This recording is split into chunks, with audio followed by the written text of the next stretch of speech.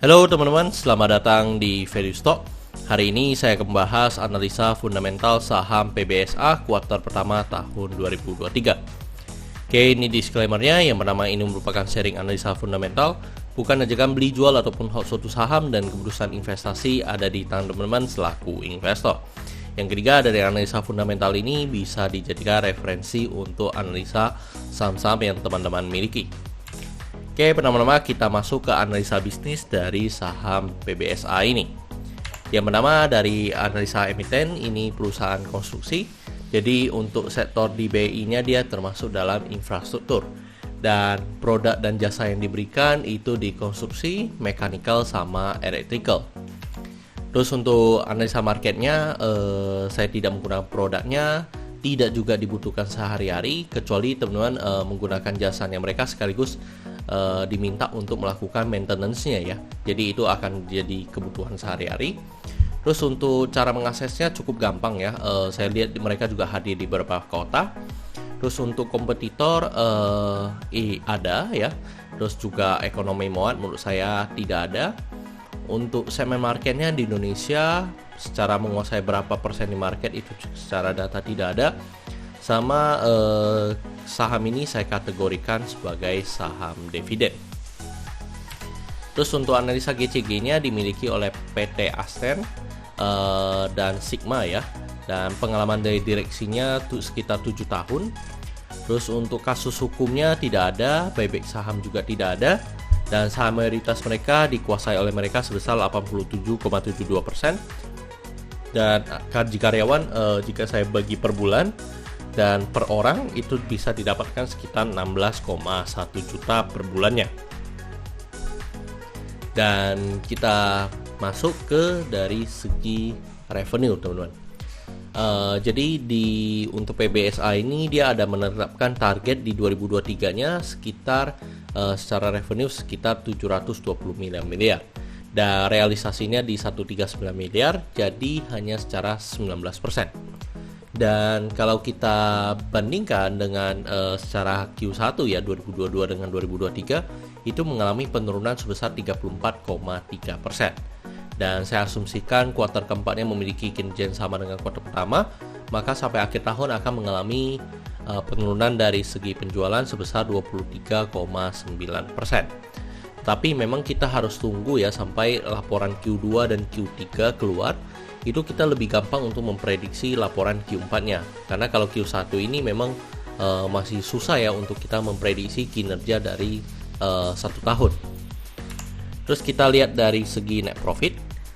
Net profitnya memiliki target 115 miliar dan realisasinya di 17,5 miliar. Jadi hanya sekitar 15%. Dan seperti tadi kalau kita bandingkan secara quarter itu mengalami penurunan 55,6%. Dan jika disetahunkan itu mengalami penurunan sebesar 47,7%. Terus kita lihat dari segi aset. Untuk dari segi asetnya mengalami kenaikan dan kenaikannya sebesar 1,3%. Dan mereka memiliki deposito dengan deposito yang ditaruh itu sekitar 160 miliar ya kurang lebih.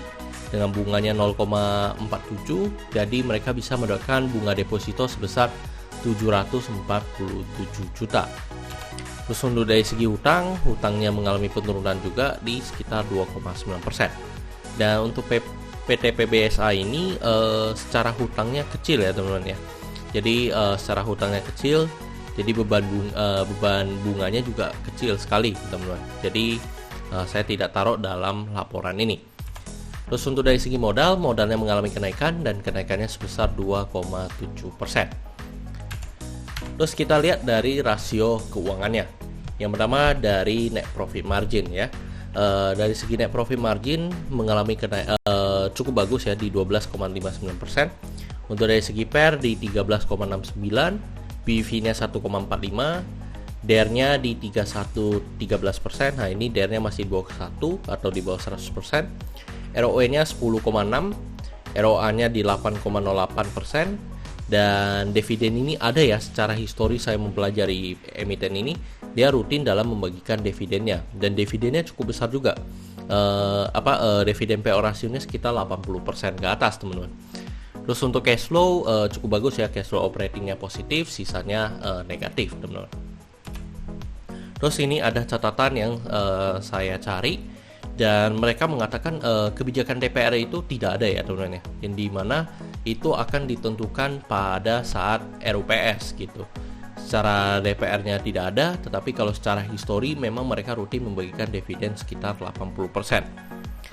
Terus kita melihat dari segi margin of safety-nya, saat video ini dibuat harganya di 318, dan dari analisa fundamental saya bisa menemukan nilai intrinsic value-nya sekitar 400, jadi memiliki margin of safety 25,79%. Dan teman-teman, jika teman-teman beli di harga sekarang ya sebenarnya dividen yield-nya lumayan ya teman-teman ya. Kalau saya berpatokan pada dividen tahun lalu itu di atas 10%. Terus kita masuk ke kesimpulannya. Yang pertama dari produk dan jasa yang diberikan itu menurut saya masih cukup punya prospek. GCG-nya cukup berpengalaman, cuma revenue dan net profit-nya tidak capai target ya, tidak mencapai 25% untuk Q1-nya. Terus untuk asetnya cukup produktif, hutang berbunganya rendah, terus ROE-nya di atas 9%, terus juga margin of safety-nya positif, dividen di atas 7%, dan menurut saya sahamnya juga murah. Jadi kesimpulannya adalah 8/10. Dan pertanyaannya adalah apakah saya akan membeli saham PBSA ini? Sebenarnya saham PBSA ini saya dapat juga dari teman-teman ya yang komentar di yang komen di bawah ya, maksudnya di mana teman-teman bilang, oh coba Pak analisa PBSA. Menurut saya ini cukup menarik untuk jadi saham dividen ya teman-teman ya. Tetapi untuk sekarang saya belum, karena saya juga perlu mempelajari lebih lanjut untuk dari project-project dari PBSA ini, dan apakah mereka hanya benar-benar berdasarkan project, apakah mereka ada kontrak jangka panjang dan segala macam. Itu kan sebenarnya bagus ya, semakin kita bisa mendapatkan kepastian dalam salesnya mereka atau dalam net profitnya mereka, itu akan semakin bagus untuk emiten tersebut. Jadi untuk sementara saya masih jadikan watchlistnya saya dulu, dan belum saya melakukan investasi apapun. Oke teman-teman, saya rasa cukup sekian untuk video kali ini. Dan teman-teman, untuk minggu depan mungkin tidak ada video ya untuk 1 minggu ke depan, karena saya liburan teman-teman, jadi liburan sama keluarga. Jadi mungkin saya akan balik. Saya juga berharap laporan keuangan Q2 sudah rilis ya, jadi bisa fokus di laporan Q2 nya. Oke teman-teman, saya rasa cukup sekian untuk video kali ini. Jangan lupa untuk like dan subscribe. Jangan lupa juga untuk follow saya di Instagram saya di Reken13. Dan teman-teman bisa join grup Telegram saya di Value Stock. Untuk linknya teman-teman bisa dapatkan di kolom deskripsi. Dan jika teman-teman ada kode saham yang menarik, bisa tinggalkan di kolom komentar untuk kode sahamnya. Dan teman-teman, jika teman-teman tertarik untuk belajar value investing lebih dalam, teman-teman bisa mengunjungi website saya di valuestock.id. Oke teman-teman, see you in the next video. Bye-bye.